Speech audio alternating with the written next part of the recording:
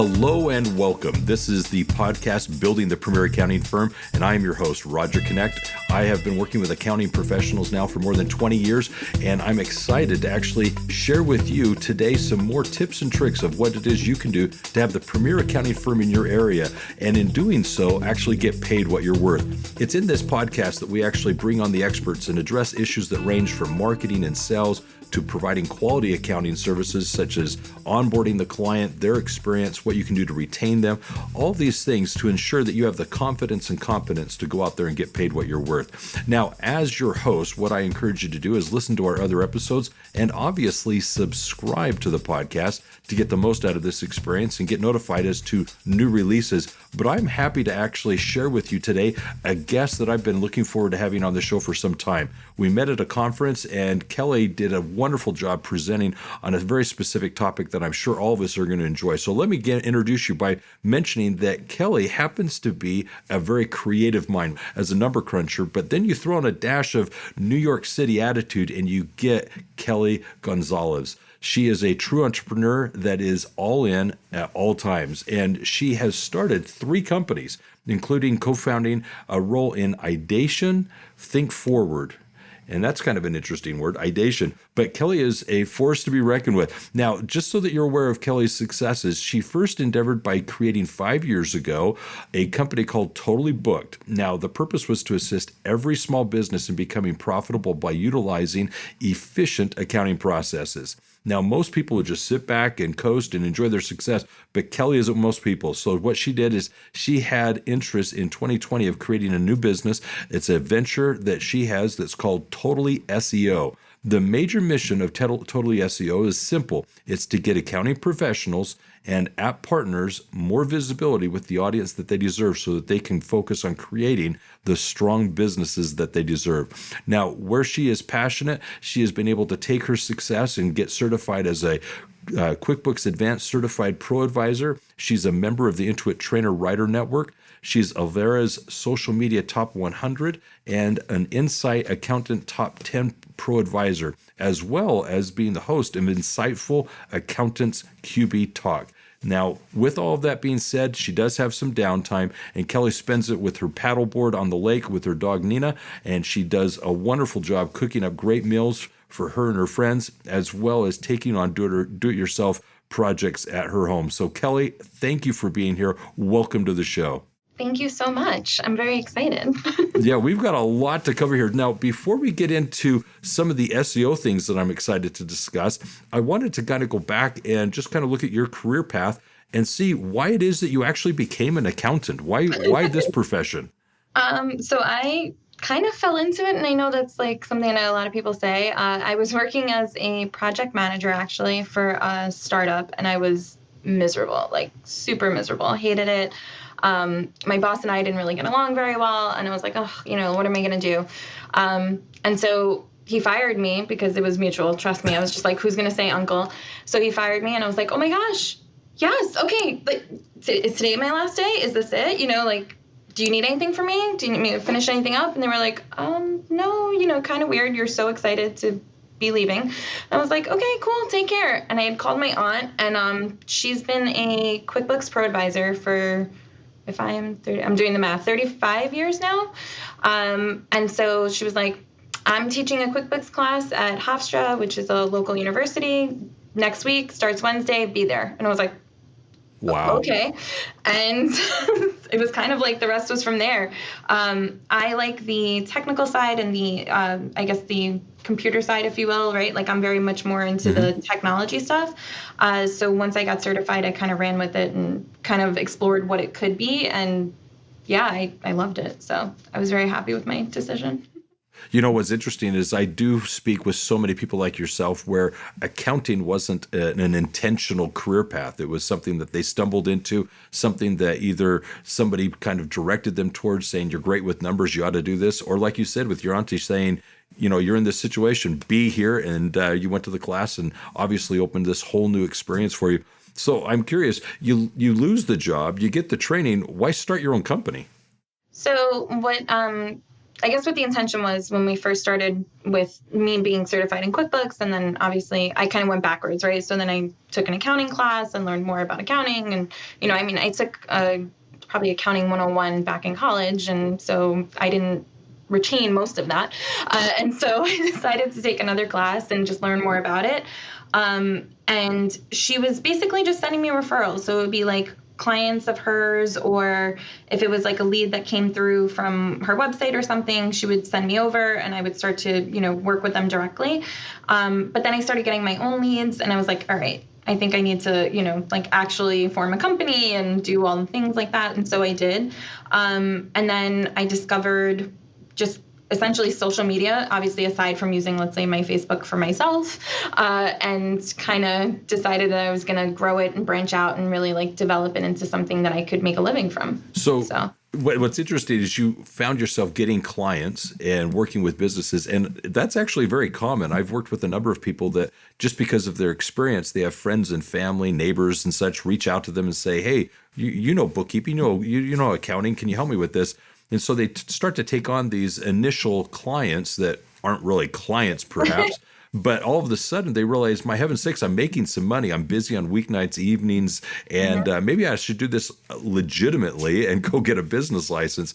And so they go out and start the company, and lo and behold, they're enjoying it. They're doing well, maybe supplementing an income at the time. And then all of a sudden it's that leap forward, like you described, of, I guess I'm going to do this full time and be legitimate. And here you are in business. But what I really want to transition into now is you're in a position where all of a sudden you start to see social media as being a means for you to grow the company, and you put a little bit of energy behind that. What was it that drew you to all of a sudden see that as a viable place to get clients? So it was actually Scaling New Heights, which is the conference that we met at. I had attended 5 years prior. So what is that, 2017? And it was my first time at a conference. So I was like, oh my gosh, like all the people, and oh my goodness, what's going on, But I noticed that everyone that did a presentation, on the bottom of their presentation was their Twitter handle. And I had never really messed with Twitter before. And I was like, oh, that's like another thing I have to learn, right? And so I was like, all right, I don't know how I feel about Twitter, but it seems to be where accountants are speaking and so on. So I signed up for Twitter. And at the time, my handle was like Totally Booked New York or something. It was just, for my company. But then I couldn't speak on Twitter without speaking like myself. And so I pivoted to now Totally Kelly G, because it's really more me and my voice than anything else. But I started to see that my Twitter, my Facebook, my Instagram, all the things really, Google knows where you're at pretty much at all times, my website, and kind of linking all those things together, I was realizing that speaking on Twitter with authority about, stuff that I knew about, just things that I knew how to do and what I thought was the right way to do things or how things should be done, was kind of getting me some attention from other accountants and bookkeepers, actually. And so it wasn't so much that I was using it to bring in clients, but then it kind of turned into a paid opportunity because it was more speaking and training and all of that kind of stuff, which then just kind of forwarded my mission as a human, which then led to, kind of feeding back into my company. So I guess I guess I always say that conference changed my life. And I know that's like really strong statement, but it's true. If I hadn't gone, I wouldn't have kind of come across those things, and so it changed my life. There are those times, those moments, those experiences in our lives that can be very pivotal. And obviously this was a pivot moment for you. So you took it and you went down this path and you've done extremely well. So let's talk about this. Obviously you've got your bookkeeping business, you're doing well, you've got the clients. And then this crazy idea comes to not just have a Twitter handle, but you're going to start Totally Seo and start helping accounting professionals with their online presence. Why goes to the extent of actually starting a business and speaking on it? So what I actually did in between that, so from 2017, which was when I went to that conference, to 2020, which is when we started Totally Seo, I had figured out a system to get my name, myself, my company out there, right, and get leads from Google rather than relying on referrals or relying on my QuickBooks profile and stuff like that. So I had actually had a client that was a digital marketer. He did specifically like Google ads and Facebook ads very well. And I had said, like, I'll trade some time with you if you can give me some tips. And he had said, use this website, this service will do this does that, this is what you need, this is how you find all the stuff. And I was like, okay.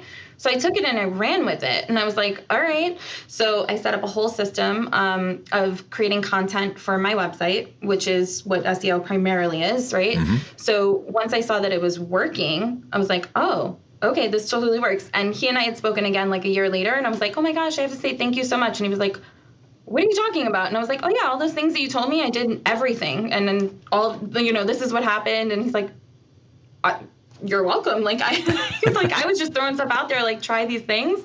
I said they all worked. It was amazing. Super, super excited. And so I was talking to a friend of mine. Her name is Melissa Mullet. She's in Canada, but she's a marketer. And she was working with an app that I was working with at the time. And she and I just became, really good friends. And I said, well, this is the system that I used to get totally booked, out there and more referrals and more incoming leads. And she was like, why don't we do that for other people? I was like, okay. Yeah. I was like, well, this is the system I created. These are the steps that I followed. Let's offer it to other people. I'm totally cool with that, and it was, the other thing was I didn't have a lot of money. Obviously I started, right? So I was like fired from my job. I was waiting tables and then figuring out taking this QuickBooks class, and I wasn't like rolling in the dough.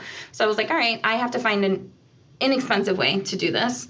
And so that's also why we try and keep our prices as low as possible, because I know that it kind of sucks when you're like, I don't have a lot of money for marketing, but I have to figure out that aspect. And so, yeah, that's kind of how it was born.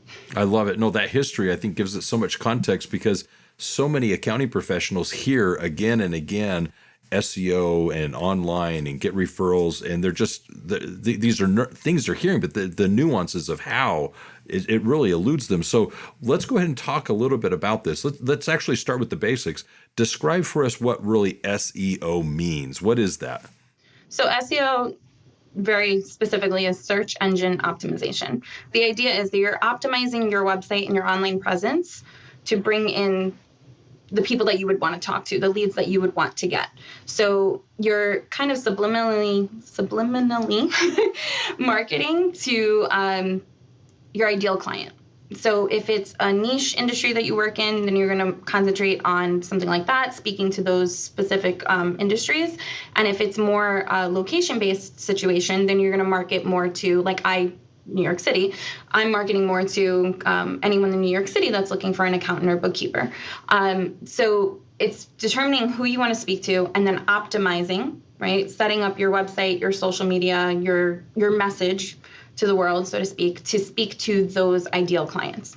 Yeah, I like how you described it, because so many people will ask me what SEO is, and the description I'll give is SEO is simply your way of helping the search engines figure out what to put up in front of the person that's doing the search. So in other words, whether it be Google, Bing, Yahoo, whatever it is, people will type into that search area a word or a phrase or a sentence, and they're looking for something. And the computer behind the scenes is trying to say, I've got now a question here that somebody's asking me.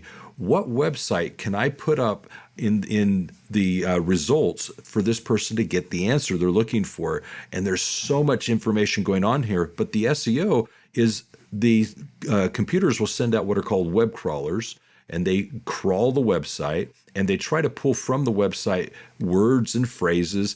And if somebody searches what you've written, the computer is going to match the two. It's going to say, you just asked a question. We're going to deliver up this information, and we feel this is what's most relevant to what you're asking.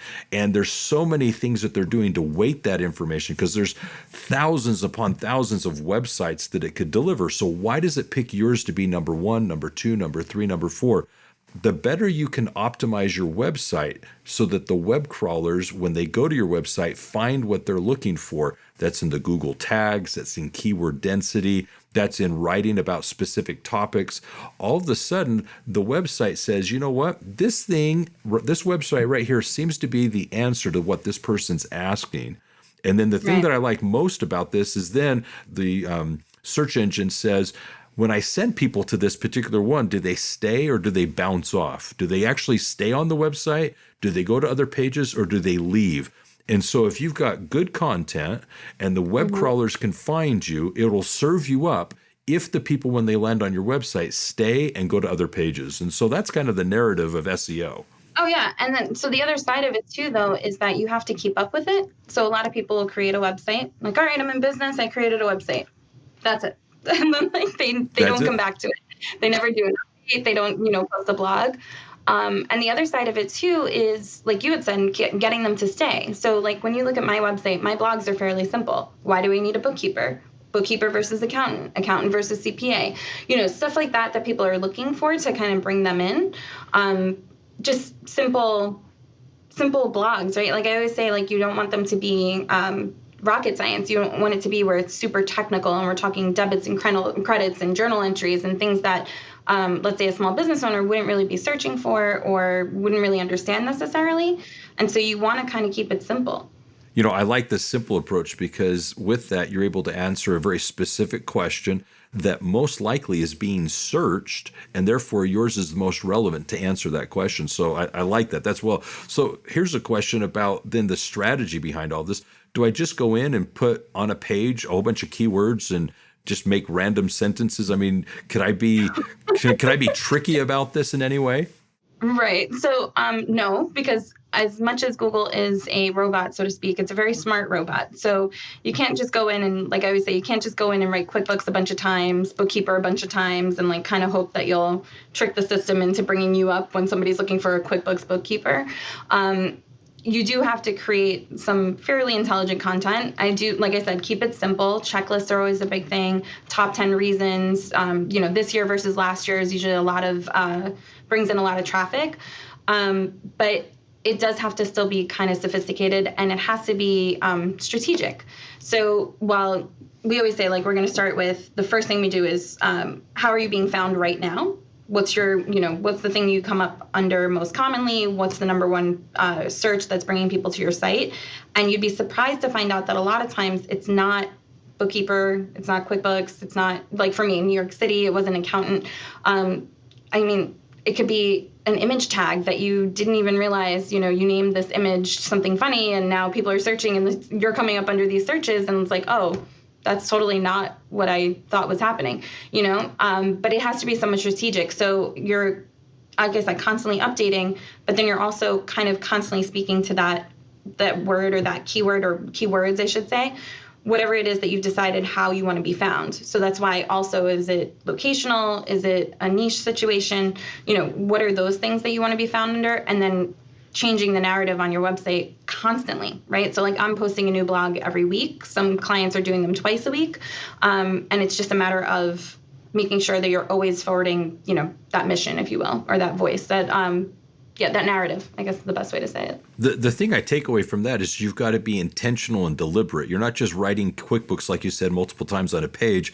You're answering a specific question. You're being concise, but it's the niche that you're focused on, or you're targeting particular locations that you can pepper into the narrative that you're in a specific geographical area or a specific industry. So as you're weaving those things into the post that you're doing, the blog that you're writing, you're going to then get hopefully that attention from the search engines that you're looking for. So is there like a one thing tip that you have that is helpful to get what somebody would automatically hope to get out of the SEO effort? Yeah, I would say where you're starting, you would have to start, right? So first and foremost, you have to start.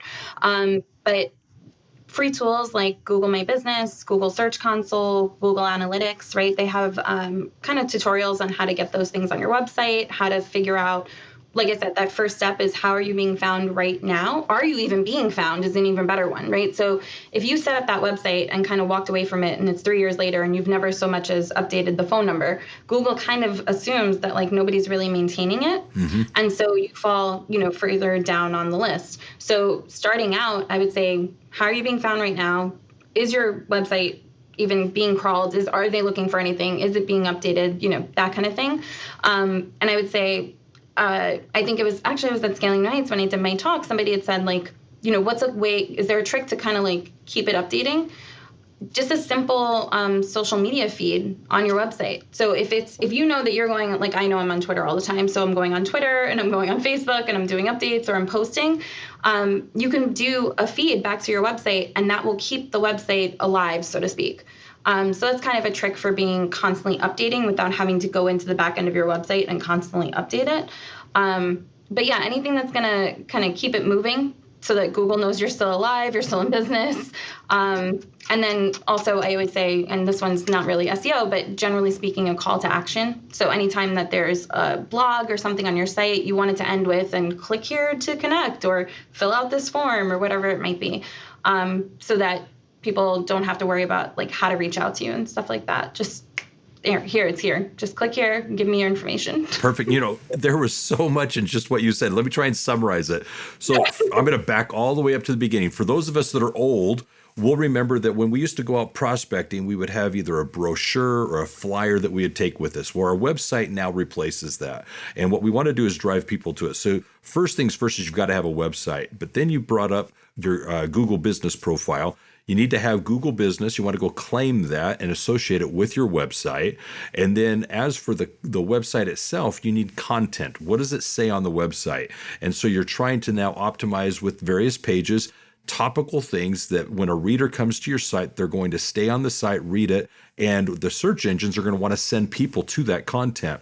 But the last thing that I thought was very important about what you shared is, one, you've got to be driving people to it constantly, because if Google sees no one's going there, it's going to be thinking, well, maybe somebody's abandoned this and it's dead. You want to show that it's still something that's constantly getting traffic. So sending people there, whether it be through a newsletter or, like you were saying, social media posts, driving people to the website just so that there's some trickle of traffic would be great. But the last, perhaps most important thing is, now that they're there, now what? And that's that call to action. It's okay, I'm here at the site, I'm reading your content. What do I do next? It's call, it's schedule an appointment, putting in maybe a calendar link there so that they can then schedule an appointment with you. It's some call to action that allows the person to know, okay, I've gotten this far, now what do I do? And that's what we need to help the people, is we don't want them to think, we want them to just hear what that natural step is. Yeah, like I can't imagine somebody coming to my website, reading an article about why they need a bookkeeper, opening another tab and then looking up bookkeeper. Like, no, just this is why you need a bookkeeper, and fill out this form and I'll call you back. That kind of thing. Perfect. That's perfect. Perfect. All right. So now, what are some 3 things that someone can actually do to get their business more findable today? How about that? So for sure, like I said, download the free Google tools. That's always a big thing. Google My Business, Google Search Console, Google Analytics. Those are the 3 majors. Claim all of your social media profiles. So a lot of people, I'm not going to use Twitter. I'm not going to use YouTube. I don't know if I'm going to do Instagram. Claim them all. It doesn't matter. Even if you don't use them, you don't want someone else using them, because if that person starts marketing and it's driving business to the wrong place and it's your company name, you want to make sure that it's actually working for you. And like I said, even if you're not using it necessarily, make sure that you own it. So I have a YouTube channel. I don't do YouTube yet, but I might. But I want to make sure that I have it if I ever want to use it. And I would say probably, I guess, the today thing. If you don't have something on your website that is a call to action, and I'm not saying, content and blogs and all that stuff just yet, but if you don't have something on your website at the bottom that's, let's say, a form they can fill out or a link they can click to schedule, something along those lines, I would say a calendar link is probably the most compliments I get, I will say, is when people write to me, or if they click on, let's say, my QuickBooks profile, they get an auto reply immediately. It's like, click here to schedule. So claim your calendar link. I'd say, talking about life changing. It's not, I'm available Monday at 2. Are you available Monday at 3? Let's go back and forth. It's like, here's my link. Mm-hmm. Set up a call at your earliest convenience. And I would just say, like, the easier you can make it for the client to schedule, that's going to be a really big, it's like a game changer. But having that link on my website, even easier. Just they can click right through. They're not looking for, like, okay, it's done. I scheduled a call. I don't have to keep looking. So having a way for them to reach you easily, I would say, is probably the first thing I would do, if I'm being honest. Yeah. So obviously this whole discussion's been around a lot of SEO type things, and that's really for the long game. I mean, it's definitely an online presence is what you're doing. How does SEO actually relate to leads then? And what do we need to understand about that relationship? Yeah. So, like we said, SEO is going to optimize your website to bring people to it that you want to speak to. So making sure that whatever content you're creating and bringing those people in it's speaking to the people that you actually want to work with. So that niche, that location, whatever it might be. And then once they're there, that next step essentially is the call to action, right? So I have on my website what services we offer, what kind of businesses we work with. I make sure that that's all there. It's not something I constantly update. I'm typically posting blogs and social media stuff, but as they kind of come through that funnel, like I said, that call to action is major. It's at the bottom of every site, like every page of my website, and then after every blog, it's click here to schedule. And so that one is how they essentially turn into leads, right? And I have a little form that they fill out, how many years in business, what kind of business are you, what brought you to us, that kind of thing. And it helps to also kind of weed through, I ask stuff like, what version of QuickBooks are you on? Stuff like that, to also make sure that I can help them. So if they put in something that I don't work with, I can also easily say, oh, hey, totally not my thing, but I can refer you to this person and, clear up that calendar spot. But I would say that the call to action is what's going to bring them into now my CRM and make them into a possible lead. Yeah, the whole thing here is obviously growing the business. We're trying to find ways that we can complement our marketing to get sales, to get more clients. So if the SEO can collaborate with all the other things that we're doing, that'd be great. So here's a question. A lot of times people, when they talk about their business, they speak of, I work by referral. I grow my business by referral. That's how I get my new customers, by referrals. How does this complement that whole referral process? So when I first started, I was all referral as well. And it would either be referrals from my aunt who had already been in business a long time or referrals from existing clients. I would say that they don't have to be mutually exclusive. But I will also say that, when we kind of went straight online we're still in a pandemic, but during quarantine and everything else, everyone was going remote. It was really helpful that I had a website that was up and running and was able to bring people in without me having to meet them, without me, being at a networking event or whatever it might have been.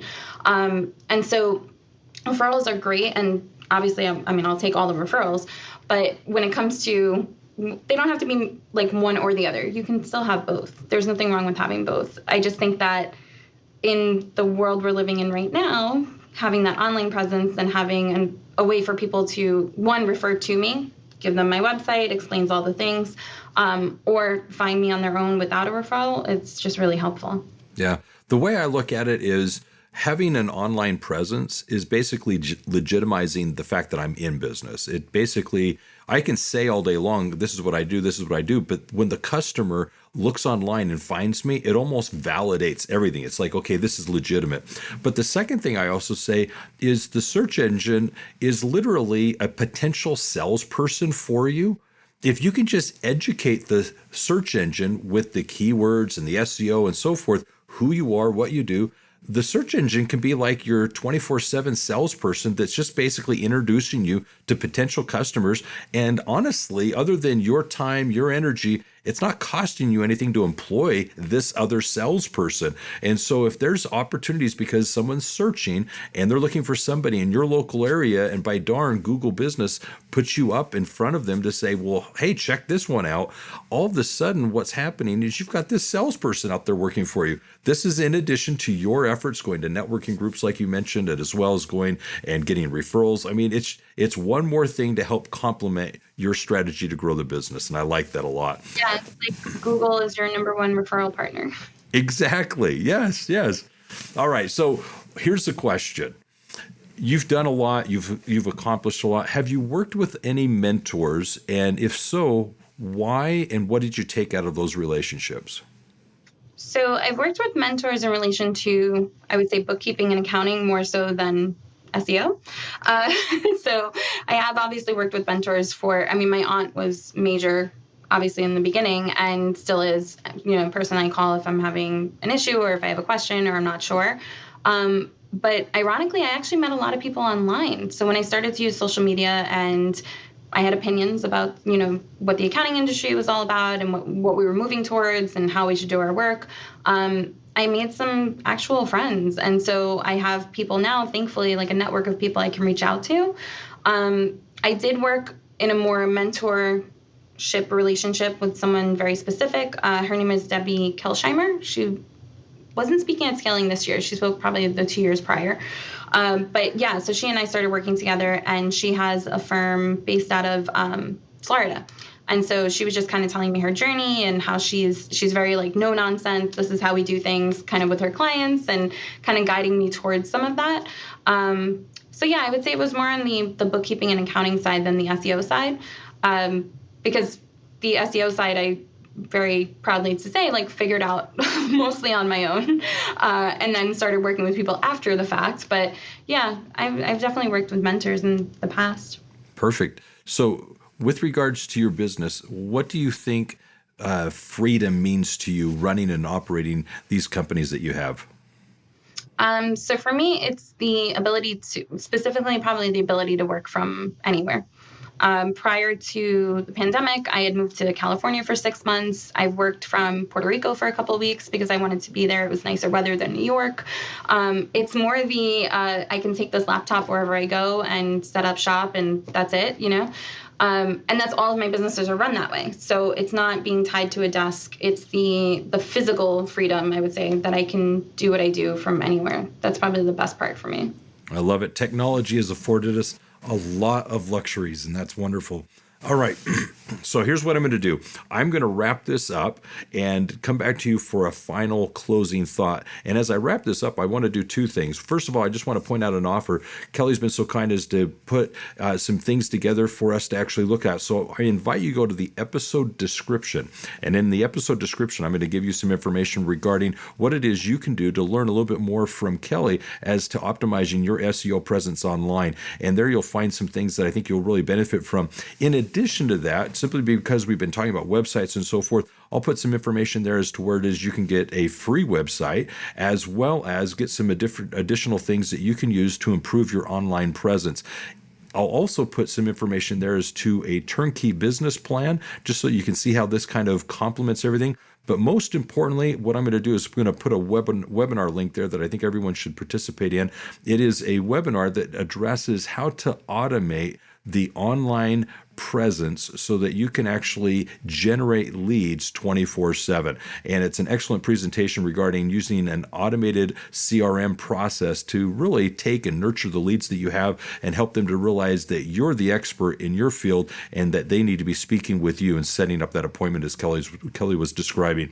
Now, as a recap, I'd just like to, first of all, thank Kelly for coming on. I saw her presentation. I thought that what she had presented before was so relevant when it came to SEO. So many people obviously hear this day after day, and as accounting professionals, this isn't necessarily our sphere of confidence. And so what we're going to do is we're going to kind of gravitate to help me understand what it is I can do to be more competitive online and get clients, as I'm hearing others are, online with my social media and my online presence, my website. And Kelly's done a great job just sharing with us a few of the things that we can be doing to optimize our SEO, have a more relevant website, to actually have a website that's effective with call to actions incorporated into the website itself. She gave us some excellent tips as to what it is we can do today to really get our websites to be more productive and effective in complementing our marketing and sales efforts. So I thank her for that. So Kelly, do you have any final thoughts?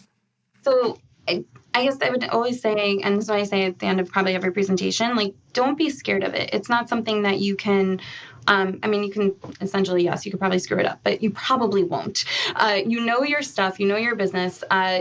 It's more, I think, important that you simplify it and make it so that somebody that's looking for you is looking for you in a way that they're going to be searching. Just concentrate on making sure that they're finding you in what they would be searching for.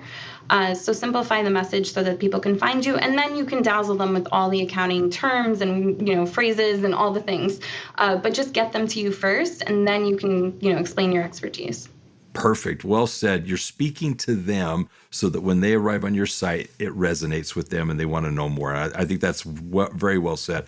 Well, with that, I want to thank everyone for listening today. It's been a great episode that I've even taken some ideas from, and I encourage you to kind of review and look over your notes if you've taken them as to what it is you can do next. With this, I'd also want to say that you can listen to our other episodes and hear what the experts are saying as to what it is you can be doing to, in fact, have the premier accounting firm in your area, as well as to be sure to subscribe to this podcast and get the notifications each week as we release new episodes. For more information on how you can apply these principles in your business, I invite you to visit universalaccountingschool.com or give us a phone call at 801-265-3777. And always remember this, if it's about accounting, it is universal. Take care and have a great day.